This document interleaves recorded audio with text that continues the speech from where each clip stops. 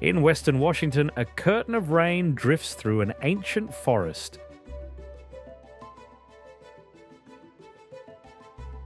And the land seems to inhale and exhale in slow rhythm.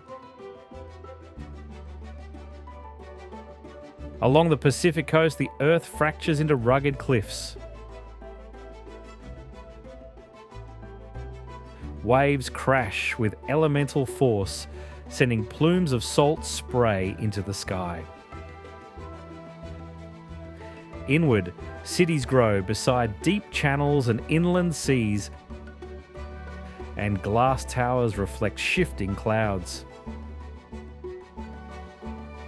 Above the streets, distant summits dominate the skyline. In the east, the surface fractures into colossal scars.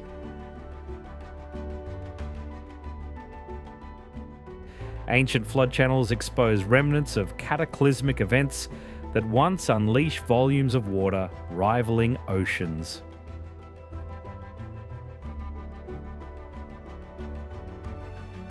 Where the terrain softens, spring ignites vast fields of blossoms and migrating wings. In this convergence of extremes, Washington reveals a geography unlike any other. It is a living atlas of landscapes, where each region speaks its own language. Yet all remain bound by the same deep geological story.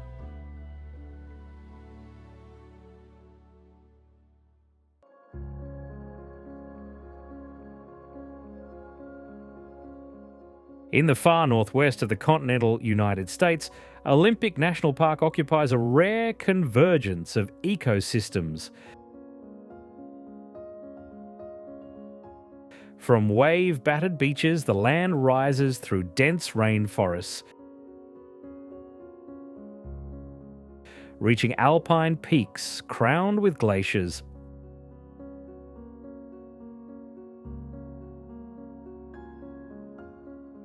Nowhere else in the United States does such biological and geological diversity exist within such a small geographic range.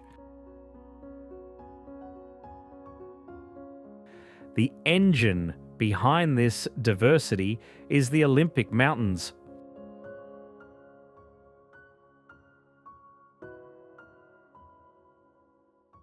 Though modest in height, they force moist ocean air upward, triggering intense rainfall.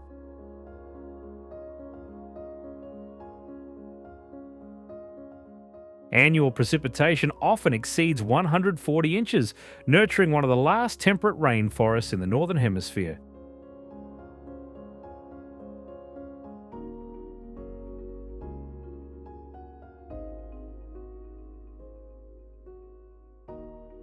Only miles away, the landscape collapses into raw coastline.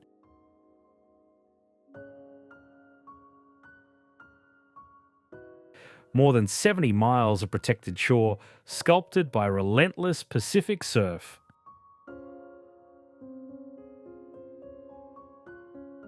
Above the forests, alpine meadows crown the Olympic high country.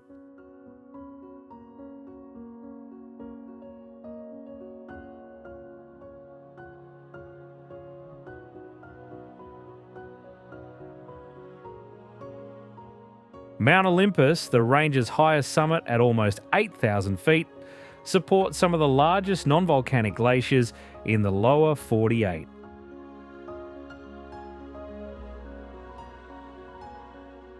The rapid transition from coastal fog to alpine clarity gives the park its defining character.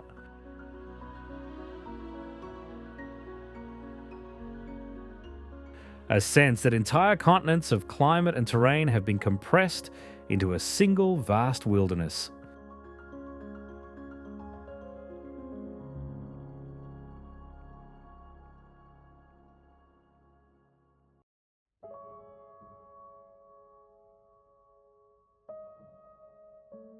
Deep within the western flank of Olympic National Park, the Hoh Rainforest looks like a primeval world. Moisture saturates the air, drips from every leaf, and seeps continuously into the soil.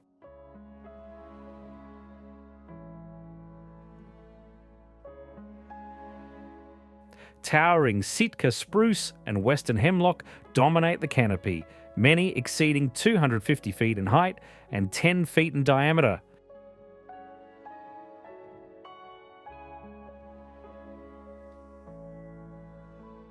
Some of these giants have stood for more than 8 centuries, surviving countless cataclysms.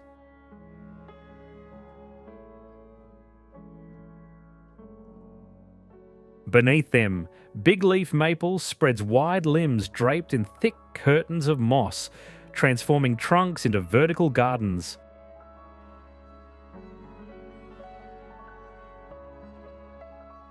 Fallen trees don't die, they transform.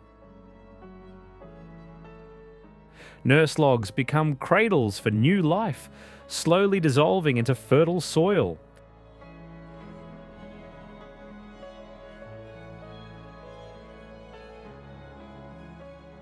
This continuous exchange sustains an ecosystem of extraordinary density.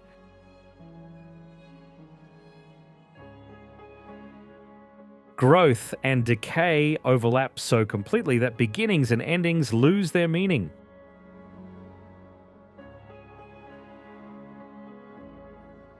The forest exists in a continuous present.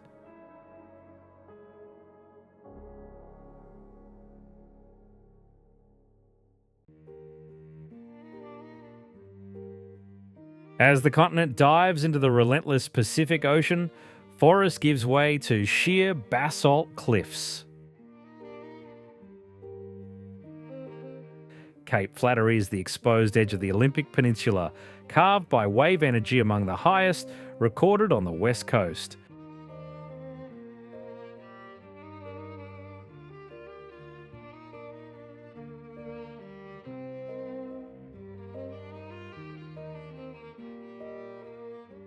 Winter storms generate swells exceeding 30 feet.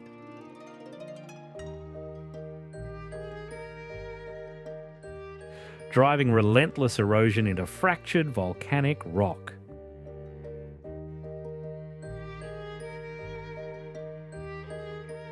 In 1778, British explorer Captain James Cook approached this headland while searching for the elusive Northwest Passage.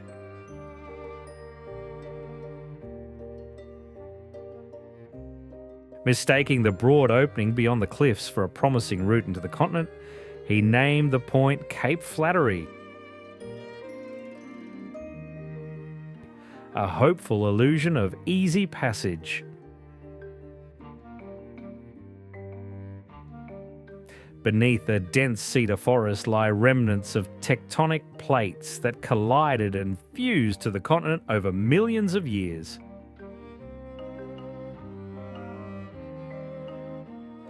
This accreted terrain slowly continues to rise as the Juan de Fuca plate subducts beneath North America.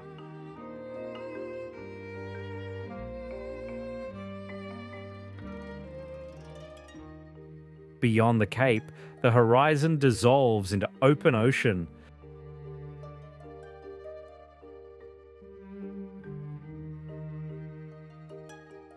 There is no landfall until Asia, nearly 5,000 miles to the west.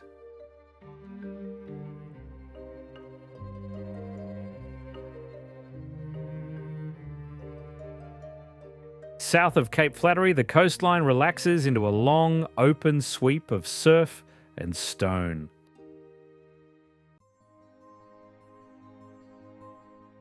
Rialto Beach lies along the outer edge of the Olympic Peninsula, fully exposed to Pacific swell.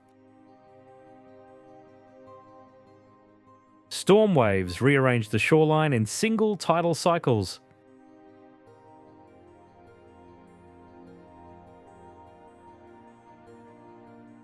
Each season redraws the boundary between land and sea.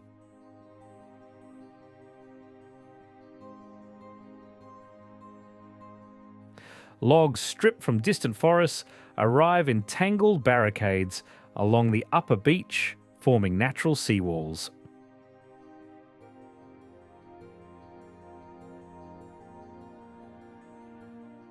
Centuries of wave action have ground volcanic rock into smooth pebbles and black sand.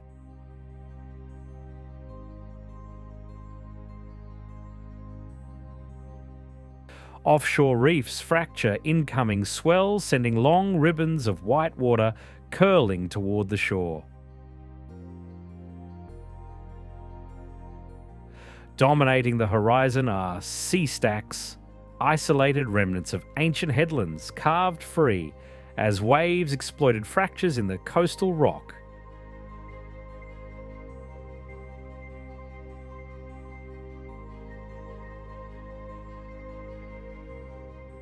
Over centuries, surf hollow their bases, eventually gravity prevails, and the towers collapse back into the sea, feeding the next generation of coastal forms.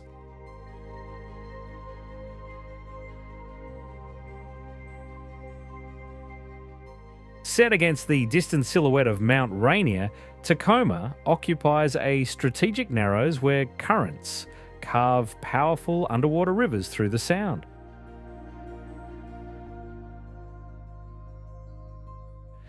With a population of roughly 220,000, it is Washington State's third largest city. Its motto, City of Destiny, harks back to the late 19th century, when the Northern Pacific Railroad selected Tacoma as its western terminus.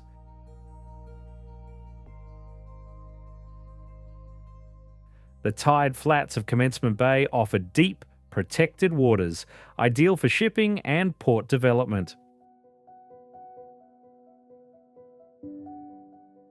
In 1852, the first American settlers established homesteads along the bay, drawn by both access to the sea and abundant forests.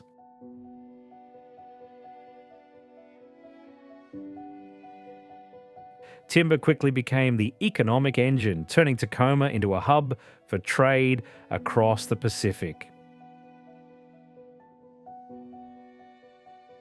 By the 1910s, Tacoma was home to a thriving shipbuilding industry, producing vessels for both commercial trade and wartime needs.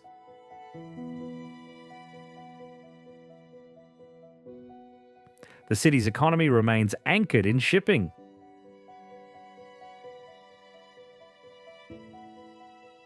And its port forms part of one of the busiest container hubs on the US West Coast.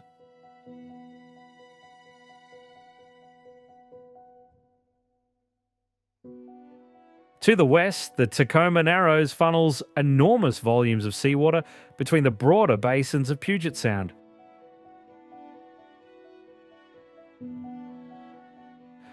Spanning it is one of the most iconic bridge sites in engineering history. The original crossing, completed in 1940, was designed to be slender and elegant. Almost immediately, it revealed a fatal flaw. Just 4 months after opening, a steady 40-mile-per-hour wind triggered catastrophic aerodynamic instability. The bridge twisted, fractured, and collapsed into the water below.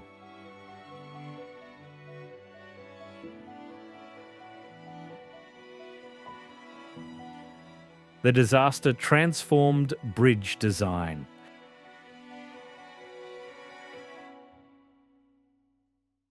When a new Tacoma Narrows bridge opened 10 years later, engineers prioritized stiffness and structural damping.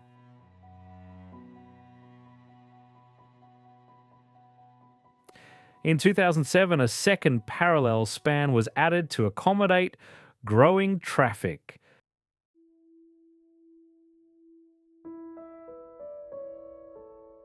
Together forming a gateway between the Olympic Peninsula and the urban core of Puget Sound.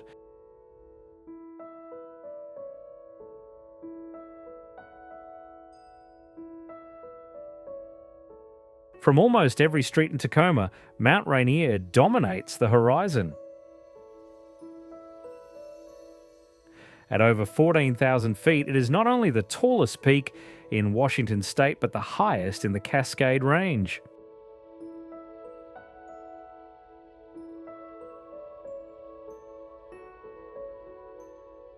From this vantage, the mountain seems both distant and intimately present.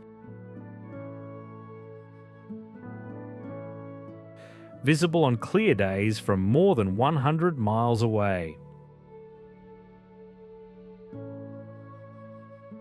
Rainier is a stratovolcano, a layered giant built from lava and ash.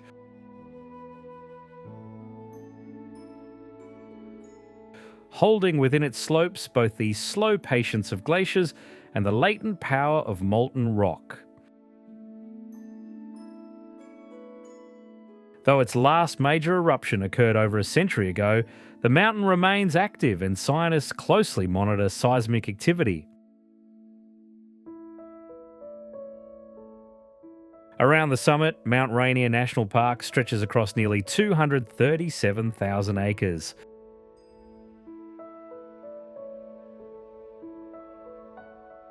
A compressed world of ecosystems stacked by elevation. At the lowest slopes, dense evergreen forests absorb rainfall measured in feet, often more than 100 inches annually.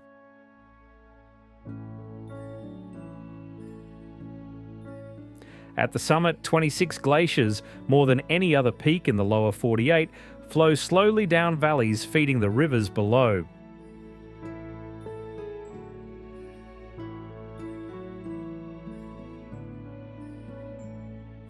These rivers carry both life and risk. Glacial floods and lahars remind observers that Rainier is as volatile as it is beautiful.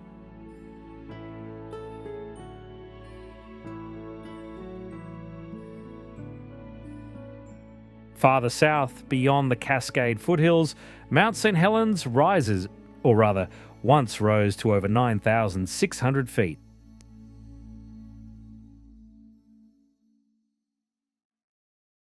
Its slopes, heavily forested in the mid-20th century, concealed a restless magma chamber that had been building pressure beneath a seemingly placid cone.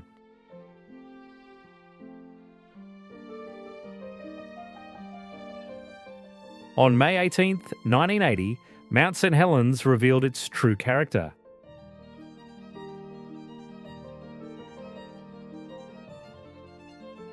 A magnitude 5.1 earthquake triggered a massive landslide.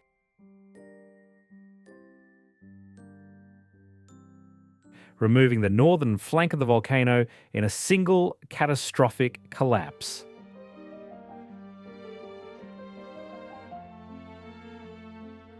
In an instant, the mountain lost over 1,300 feet of elevation. Its summit reduced to 8,363 feet.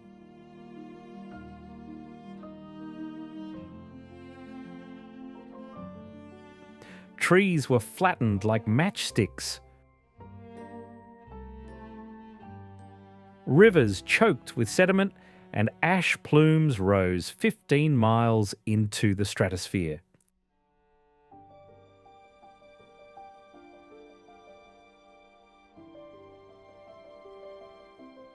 The eruption deposited more than 540 million tons of ash across 12 states and dramatically reshaped the surrounding topography.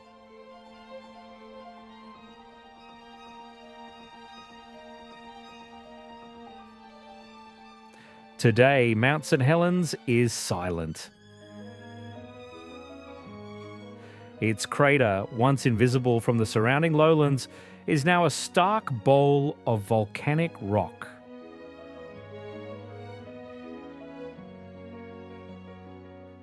Trees are returning, rivers are adjusting to altered sediment loads.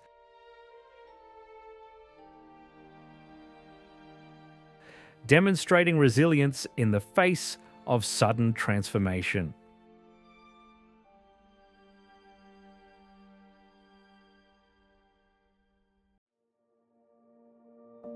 Along the border with Oregon, the Columbia River Gorge stretches roughly 80 miles.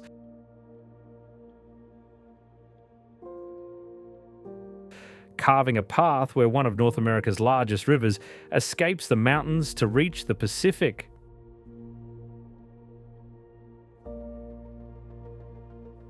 The gorge exists because of immense geological forces. Some 17 million years ago, vast basalt flows spilled across the region, layering the land with hundreds of feet of volcanic rock.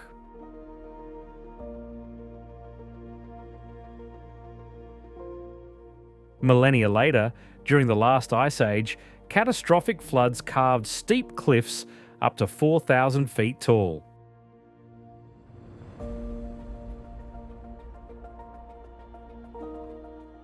Even now, the land is still transforming.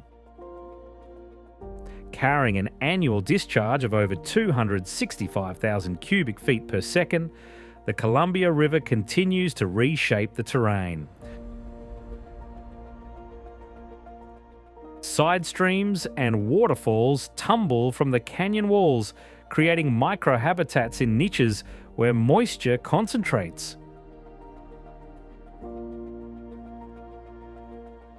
The western slopes are wet and temperate,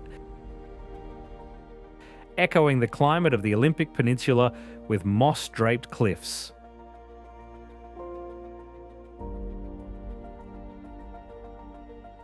As one moves east, precipitation drops dramatically, producing arid, sun-baked grasslands and shrub steppe ecosystems.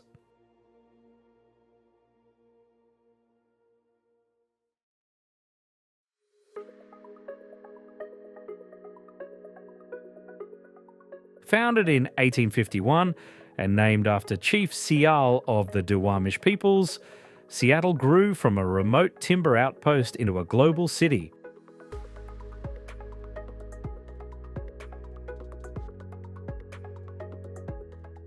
Its early fortunes were tied to logging and shipping, then transformed by the Klondike Gold Rush. With a population now exceeding 800,000 and a metropolitan region approaching 4 million, it is one of the fastest growing urban centres in the United States. During both World Wars, the city surged with production. Its fortunes tied directly to national defence and global conflict.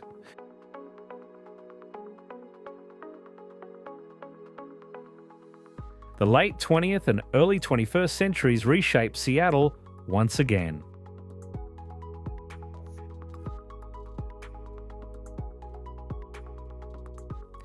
The rise of Microsoft, Amazon, and a constellation of technology firms transformed the city into a global innovation hub. Population surged, skylines climbed higher, and former industrial zones were reimagined as dense commercial districts.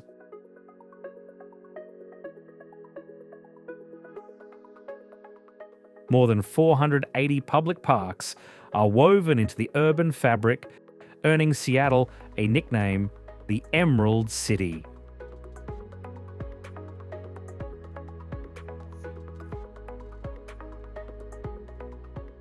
Though the unmistakable symbol remains the Space Needle.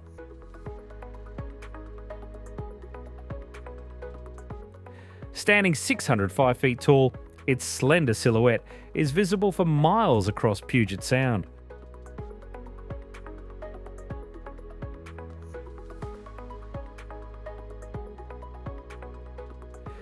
The tower was conceived for the 1962 Century 21 Exposition,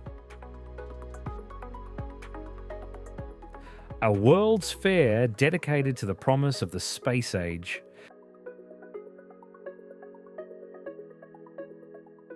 At a time when humanity was reaching toward the moon, Seattle sought an icon that would embody progress.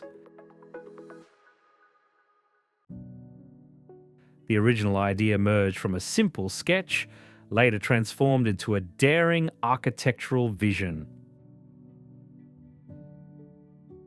Its foundation descends 30 feet into the ground and contains more than 5,800 tons of concrete. Greater than the total weight of the structure above it.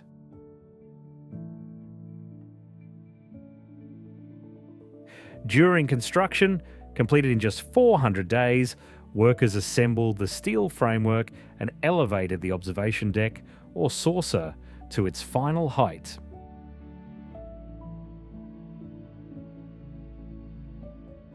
When the World's Fair opened, more than 2.3 million visitors ascended in high-speed elevators, experiencing Seattle from an entirely new perspective.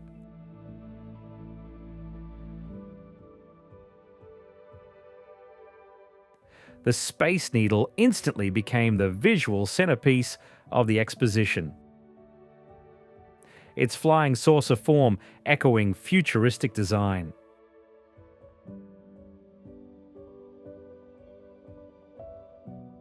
Once a quiet farming community, Bellevue has transformed within a single generation into an influential urban centre.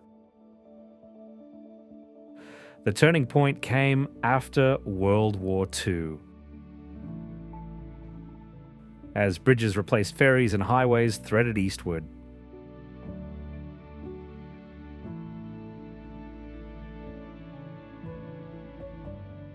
Suburban neighbourhoods spread rapidly, drawing families seeking space and proximity to Seattle's industrial core.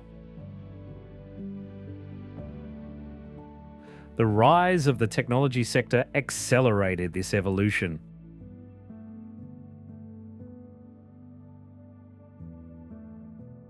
And the nearby Microsoft's Redmond campus transformed the entire Eastside economy. Today, the city hosts regional offices for global corporations and one of the strongest job markets in the western United States.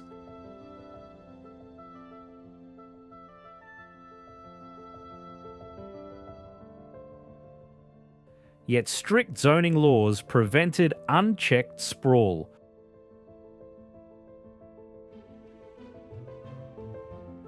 Producing a dense urban core surrounded by preserved green belts.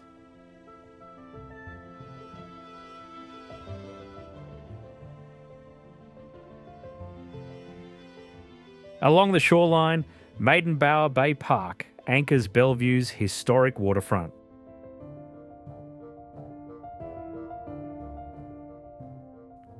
Once a working harbour, the bay has been transformed into a landscaped public space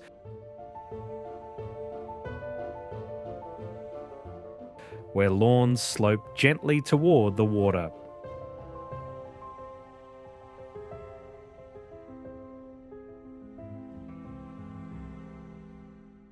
Seattle might be the largest city and the key economic hub, but the state's political power is concentrated in the quiet town of Olympia.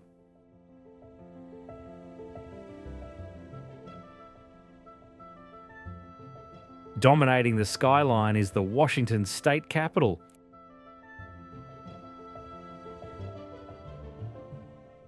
A striking neoclassical complex crowned by a 287-foot white marble dome.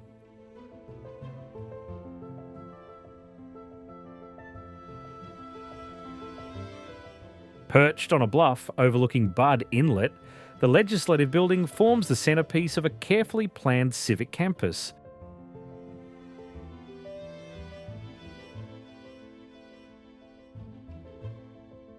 The immense masonry dome is the tallest in North America and one of the largest in the world.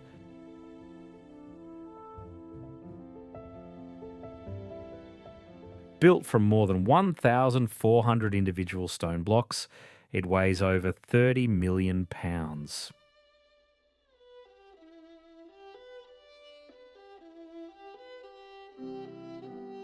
Beneath it, the central rotunda opens into a soaring vertical space crowned by a 5-ton chandelier. Placing executive, legislative, and judicial authority beneath one dome, the structure is a physical expression of democratic balance.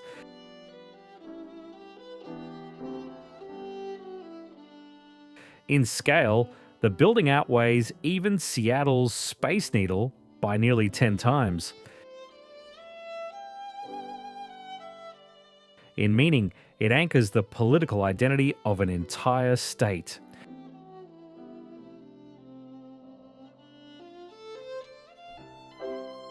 North of Seattle, the Skagit Valley transforms each spring into one of North America's great floral spectacles. Endless fields unfold in vast, perfectly ordered bands of colour.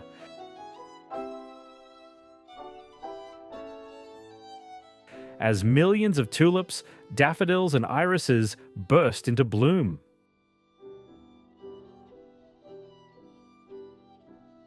Mild winters, long daylight hours and steady moisture allow flowers to develop slowly, extending their bloom.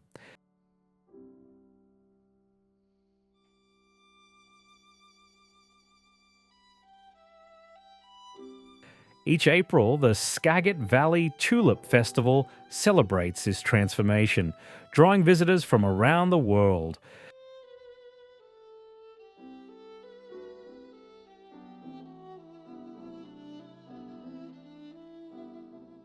Over 1,000 acres of farmland become an open-air gallery.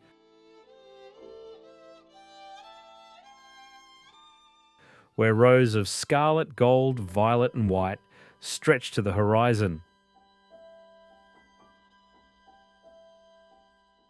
In late winter and early spring, the same fields become temporary habitat for tens of thousands of migrating snow geese.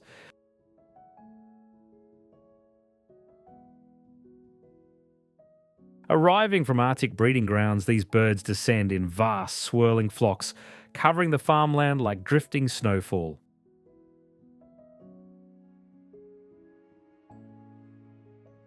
Their calls fill the air as they feed and rest along the Pacific Flyway, replenishing energy before continuing north.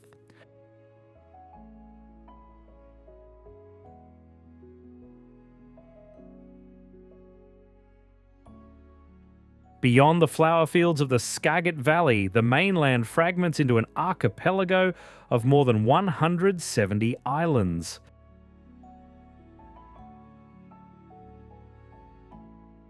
Carved by ice during the last ice age, the San Juan Islands are smoothed into rolling hills and sculpted shorelines.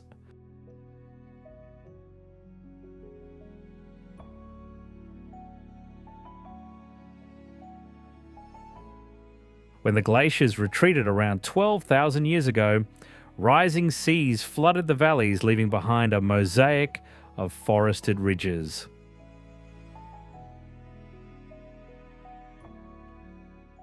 At the heart of the archipelago lies Friday Harbour,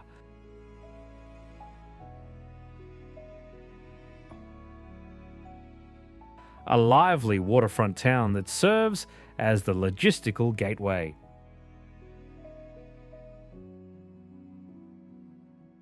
Despite its role as a hub, the town retains a human scale, where floating docks and fishing boats still define the rhythm of daily life. It is from here that whale-watching vessels depart daily into Harrow Strait, and kayakers slip into sheltered bays. Nutrient-rich waters surge through narrow channels, fueling plankton blooms that support everything from herring to seabirds.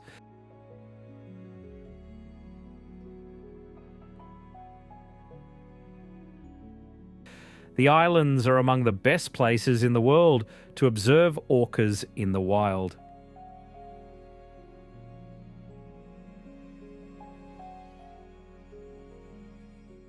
3 resident pods patrol these waters, their tall dorsal fins slicing through the straits as they hunt Chinook salmon.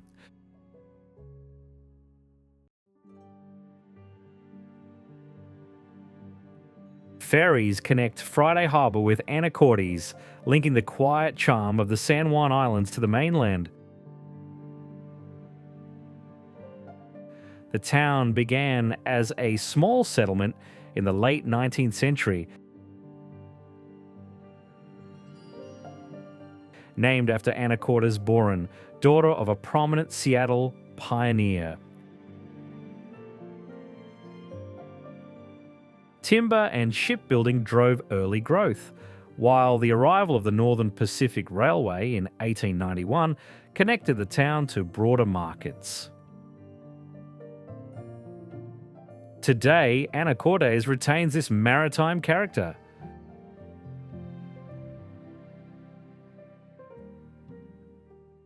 Marinas and waterfront parks celebrate its connection to water,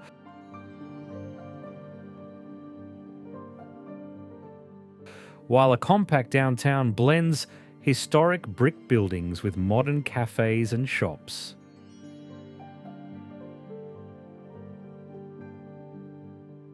Yet Anacortes' economic identity is also tied to industry.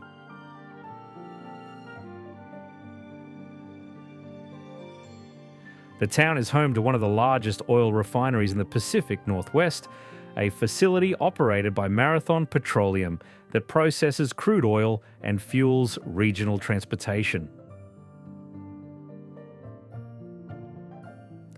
While it provides thousands of jobs and contributes significantly to the local economy, it also raises conversations about environmental impact.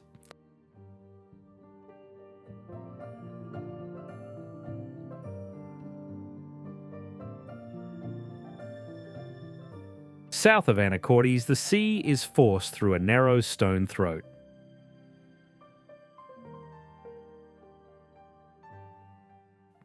Deception Pass cleaves Fidalgo Island from Whidbey, funneling vast volumes of water between Puget Sound and the Strait of Juan de Fuca.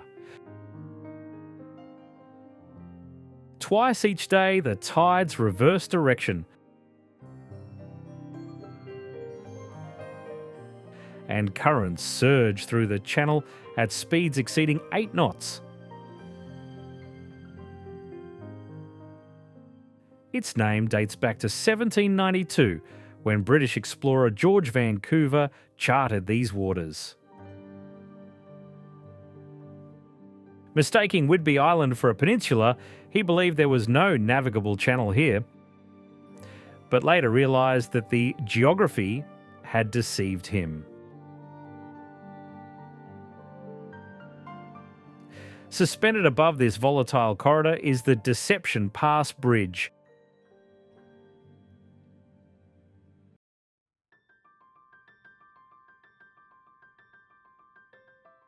A slender arc of steel completed in 1935. Stretching nearly 1,500 feet across 2 spans and soaring 180 feet above the racing tides, it binds the 2 islands.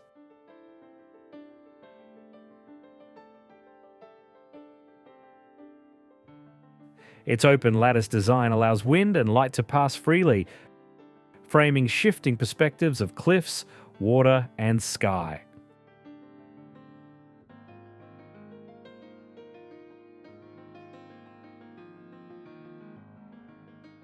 North of the Olympic Peninsula, Port Townsend rises from the shoreline like a preserved fragment of another century.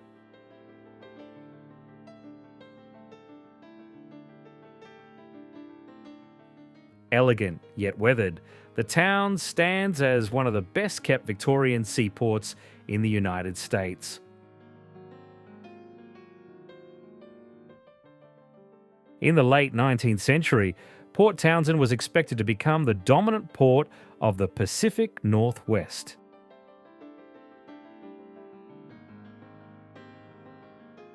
Its deep, sheltered harbour and strategic position at the gateway to Puget Sound made it a natural candidate for commercial supremacy. Elaborate brick buildings housing ornate hotels and imposing mansions line the streets. For a moment, the future seemed inevitable. Then the railroads bypassed the town. Development stalled, freezing the city in architectural time.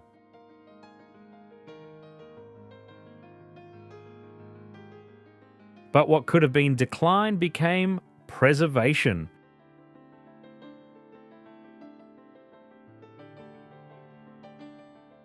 Forming one of the most extensive historic districts in the Pacific Northwest.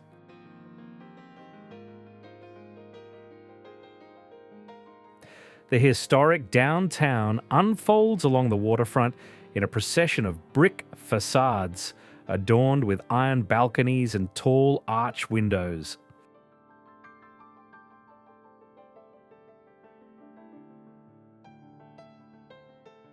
North Cascades National Park is often called the most rugged national park in the contiguous United States.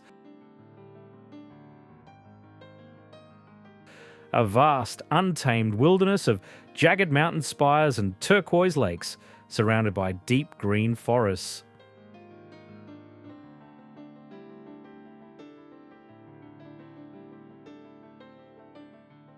About 300 glaciers, more than in any other park outside Alaska, cling to steep granite walls.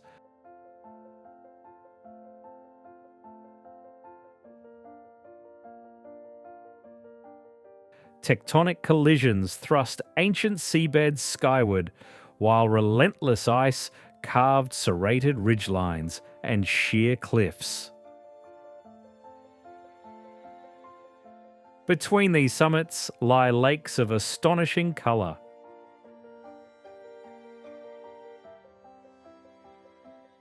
Diablo Lake and Ross Lake glow in unreal shades of turquoise.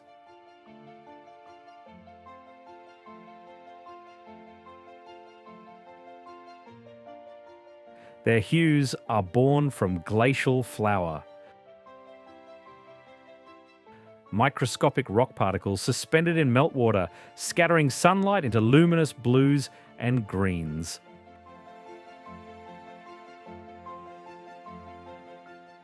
At lower elevations, dense temperate rainforests cloak the valleys, their canopies filtering light into emerald twilight. Yet despite its grandeur, the North Cascades remain largely unknown.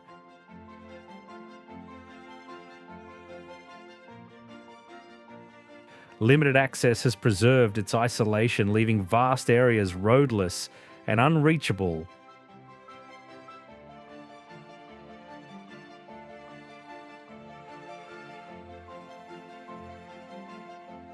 From the serrated skyline of the North Cascades, the land slopes downward.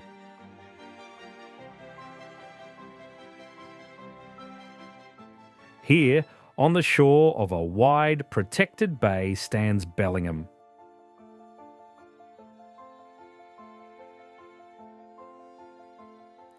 In the mid-19th century, dense forests and rich seams of coal drew settlers.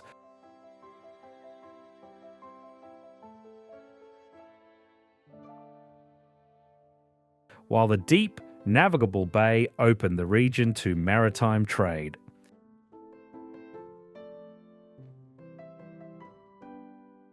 Sawmills lined the waterfront, railways stitched the town to distant markets, and cargo vessels carried timber and coal south.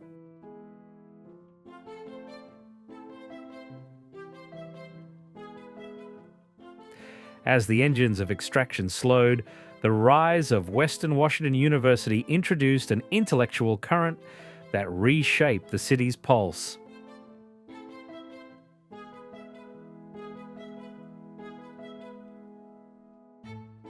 At the heart of downtown stands the old City Hall.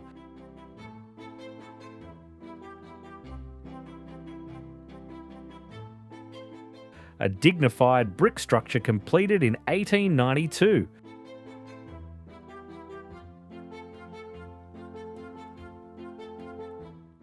Designed in the Richardsonian Romanesque style, the building once symbolized stability in a rapidly expanding frontier town.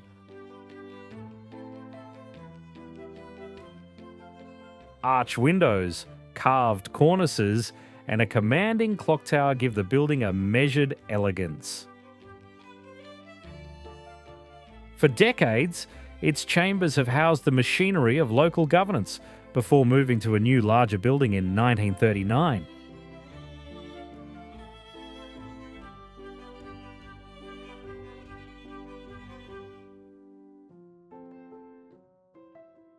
Rising high in the central Cascades, the Skykomish River descends westward through deep valleys and shadowed forests. Born from snowmelt and glacier-fed streams, the Skykomish gathers its strength from two main forks, which converge near the small mountain town of Index.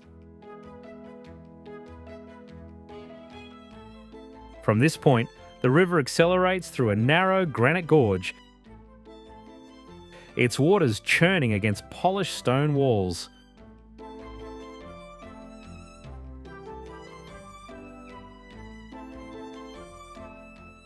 Over its 100-mile course, elevation falls by more than 5,000 feet, driving currents that have sculpted rugged cliffs.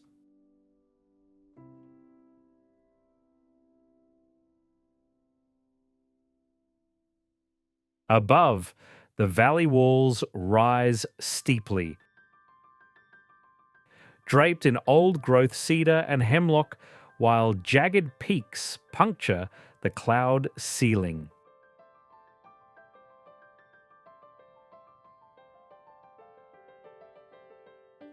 This corridor became one of the first major routes across the Cascades. Indigenous peoples followed its banks long before settlers arrived, navigating dense forests along a natural passageway.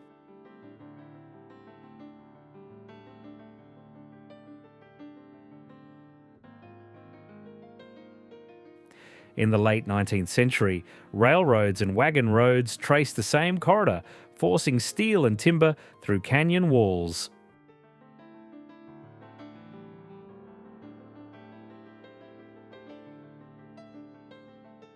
Spanning more than 1.7 million acres, Snoqualmie National Forest forms a continuous green corridor from the outskirts of Seattle to the Canadian border.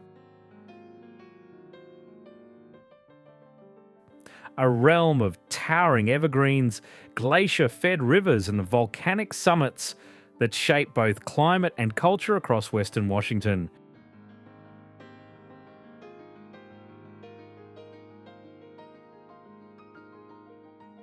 At lower elevations, rainfall can exceed 150 inches a year, sustaining one of the most productive temperate rainforests on Earth. Rising above this sea of green, volcanic giants dominate the horizon. None more commanding than Mount Baker.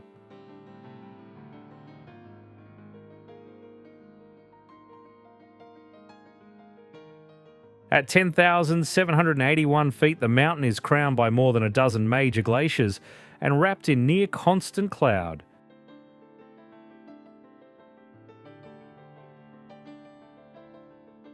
Its symmetrical cone appears deceptively tranquil.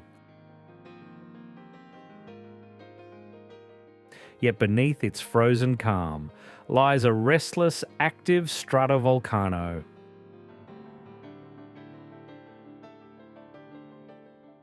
In winter, snowfall here reaches almost mythic proportions.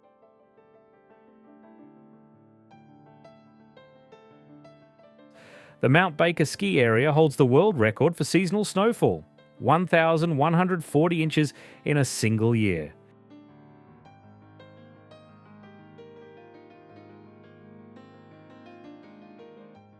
In summer, the ice retreats, revealing alpine meadows while meltwater pours from glaciers in silver threads.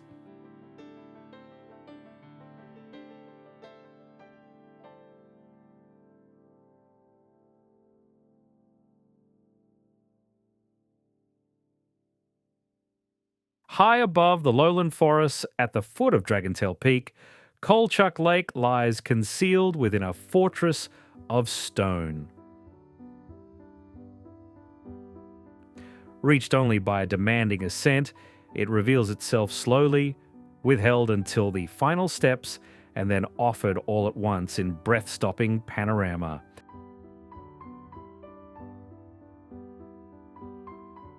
When the forest abruptly recedes and the land opens into a high alpine basin.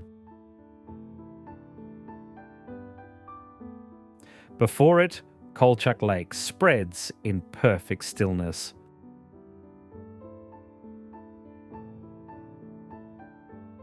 Rising directly from the shoreline, granite monoliths loom overhead.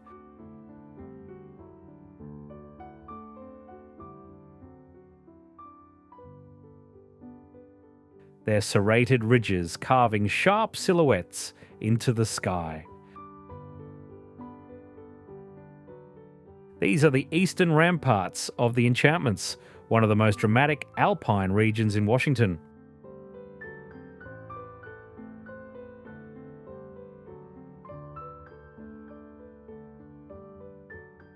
The immense verticality of the surrounding walls compresses distance, intensifying every reflection.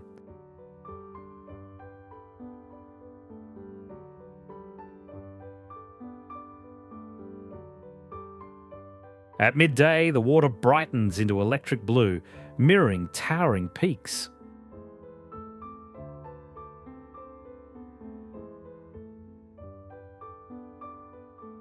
Trails leading to Colchuck Lake begin in Leavenworth, a town that seems transplanted from the Bavarian Alps.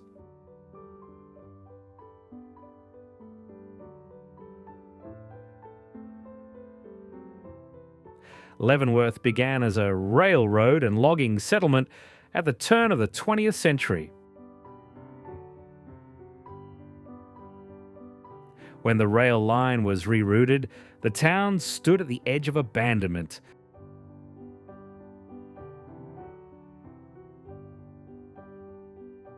Another fading outpost in the long ledger of Western expansion.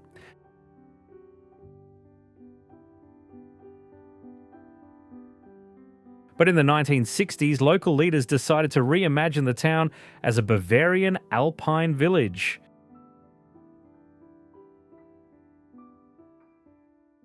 Traditional wooden architecture, frescoed facades, and flower-laden balconies transformed the streetscape into a theatrical illusion. What might have become novelty instead evolved into a powerful engine of cultural and economic renewal.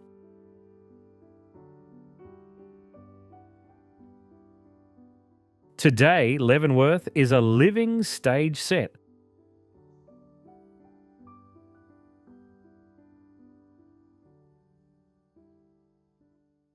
Animated by festivals that trace the European calendar.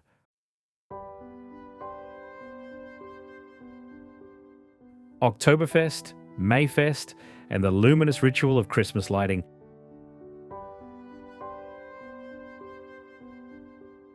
When 500,000 lights ignite the town.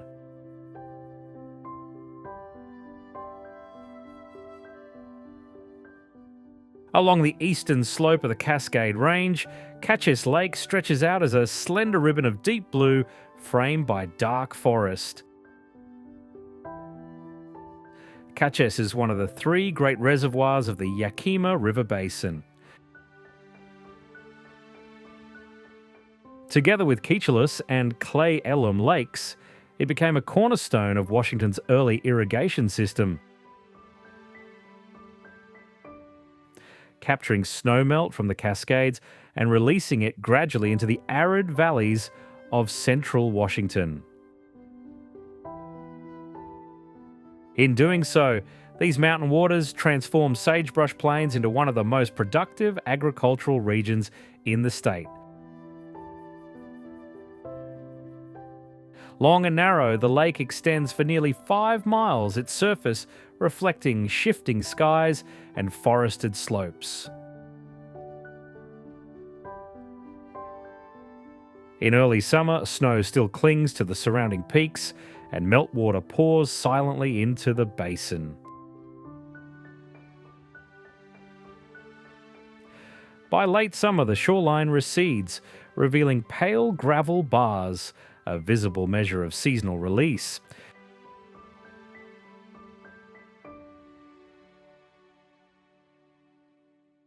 And from the western slopes, the Snoqualmie River drifts without urgency, winding through moss and shadow.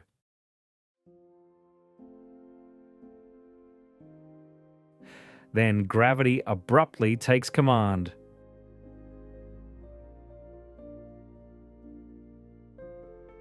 Snoqualmie Falls erupts from the forest in a single, irreversible plunge. A 268-foot descent where water detonates into space, striking the basalt basin below.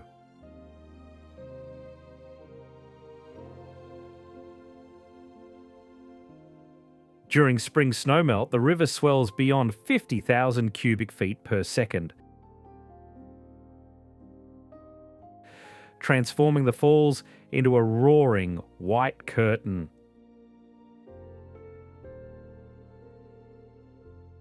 Hard basalt caps, softer sedimentary layers, and the relentless abrasion of water has carved a sharp escarpment at their boundary.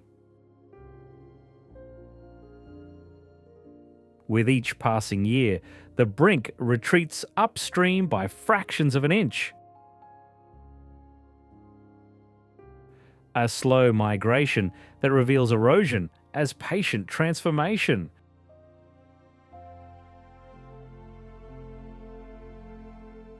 Hidden within the canyon, a hydroelectric facility converts vertical drop into electricity for the surrounding region. The machinery remains largely invisible, buried in rock, allowing the falls above to retain their illusion of untouched force.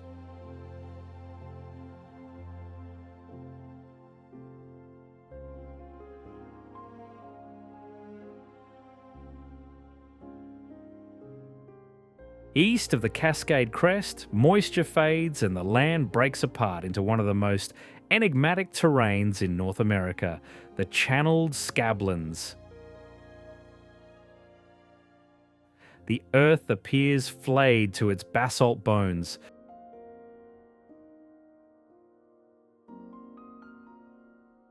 Stripped of soil, revealing a raw geometry of fractured plateaus.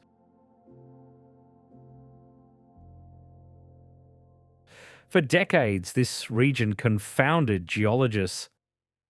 Its vast dry channels seemed impossible to reconcile with slow, gradual erosion.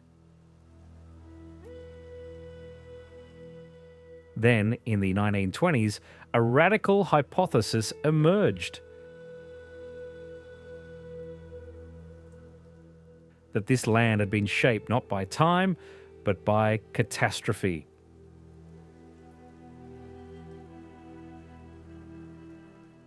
Repeatedly, during the waning millennia of the last ice age, glacial Lake Missoula burst through its ice dam in present-day Montana.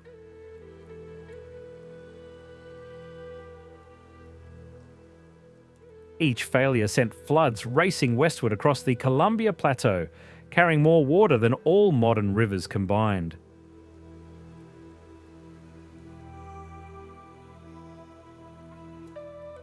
These deluges, some moving at speeds exceeding 60 miles per hour, tore through the basalt, plucking bedrock from the surface.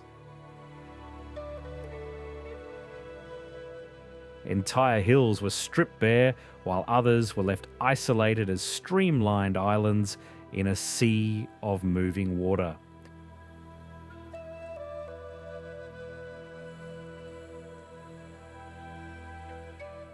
One of the monumental scars that mark the former edge of planetary scale catastrophe is Dry Falls.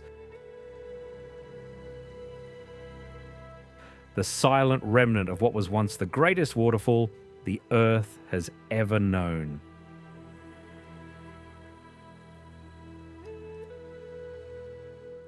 In this place, the water spilled outward in a roaring curtain nearly 4 miles wide and more than 400 feet high, twice the height of Niagara.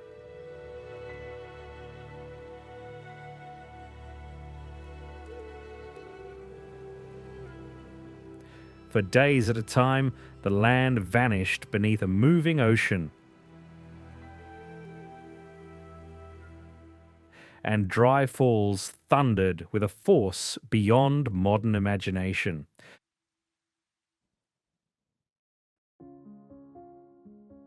The flood scoured the cliff face into a sweeping crescent, excavated a plunge pool deep enough to swallow skyscrapers,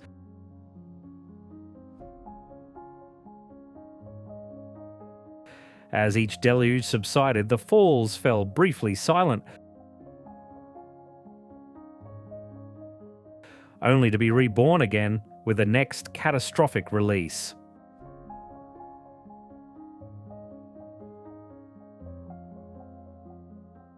Then, as the continental ice sheets retreated and the great glacial lakes drained for the final time, the water disappeared. The river vanished.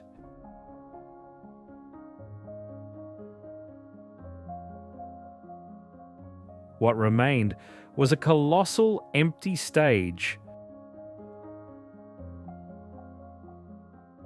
A fossil waterfall frozen at the climax of its power.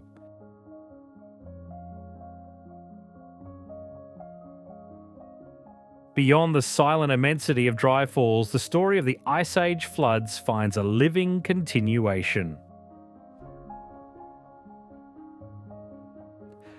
Among the rolling wheat country of southeastern Washington, Palouse Falls remains in motion. Where the Palouse River meets the fractured basalt of the Scablands, it plunges more than 190 feet into a vast amphitheatre.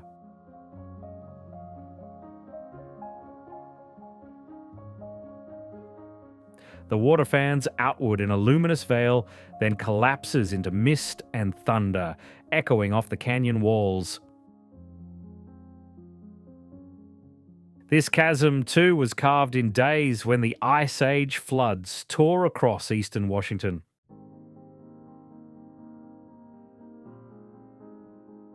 The Palouse River later inherited this impossible geography, adopting a course etched by sudden planetary force.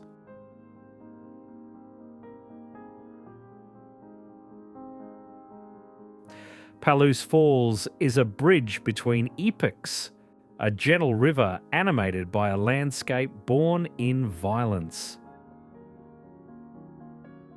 Below the falls, the river coils through a labyrinth of coulees and dry channels, tracing the ghost paths of floodwaters.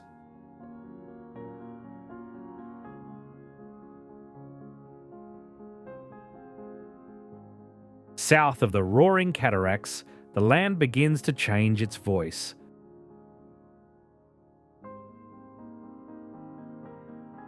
The horizon opens into long, patient curves.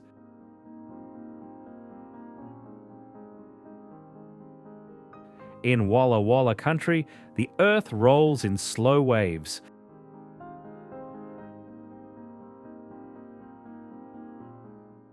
Draped with vineyards that follow the contours of the hills.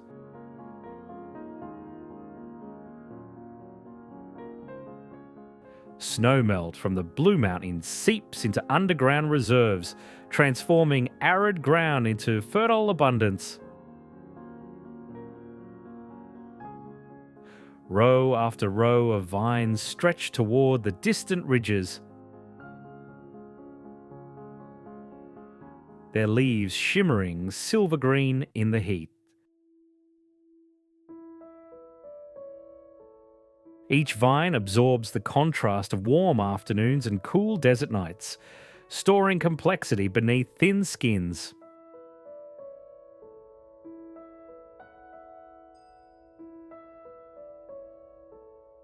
Between the vineyards lie immense wheat fields,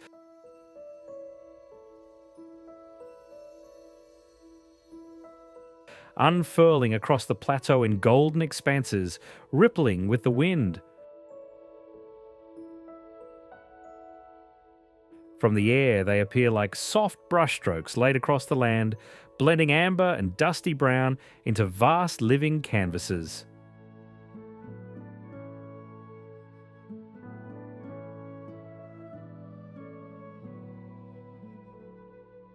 In late summer, the wheat stands tall and heavy, ready for harvest.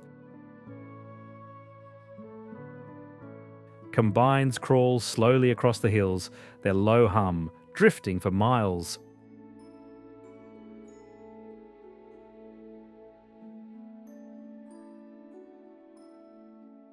At the heart of Spokane, water is surging with unexpected force through the city centre.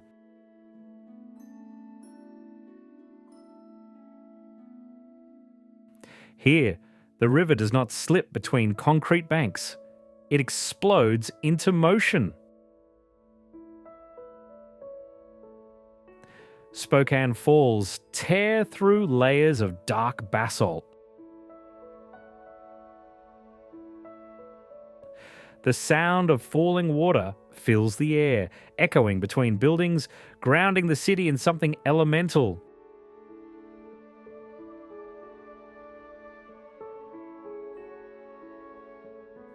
Bridges arc across the churning channel, offering sweeping views of foam and mist.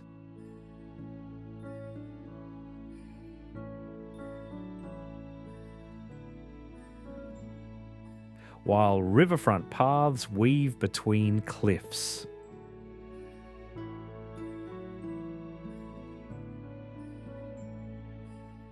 Long before skyscrapers and streetcars, the falls powered sawmills, transforming raw energy into growth.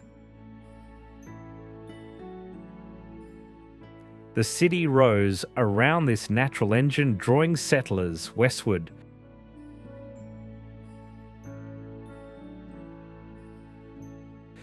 Rail lines soon followed, binding Spokane to distant markets. The Great Northern Clock Tower remains as a vertical memory of that era, the last standing fragment of a once vast rail complex. Around the river, Spokane unfolds in layers.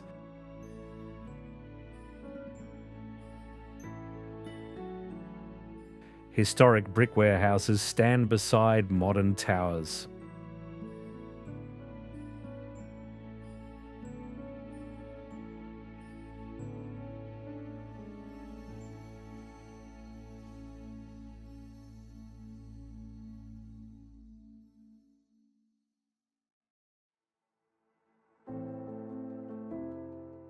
In the end, Washington resists simple definition.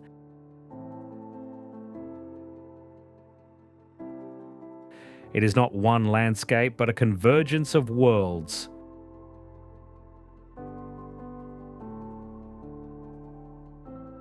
Rainforests breathe beside restless oceans. Volcanoes guard cities, deserts echo with ancient floods.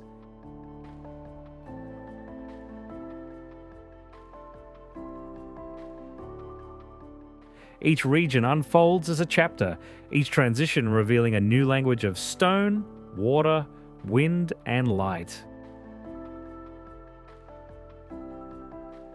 The land remembers forces far older than human presence, yet continues to adapt without surrendering its primal identity. In its mountains, rivers, forests, and coastlines, Washington offers not only beauty, but perspective.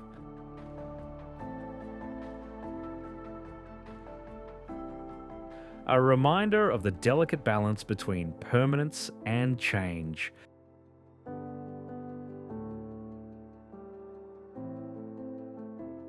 And of humanity's fleeting role within a far greater story.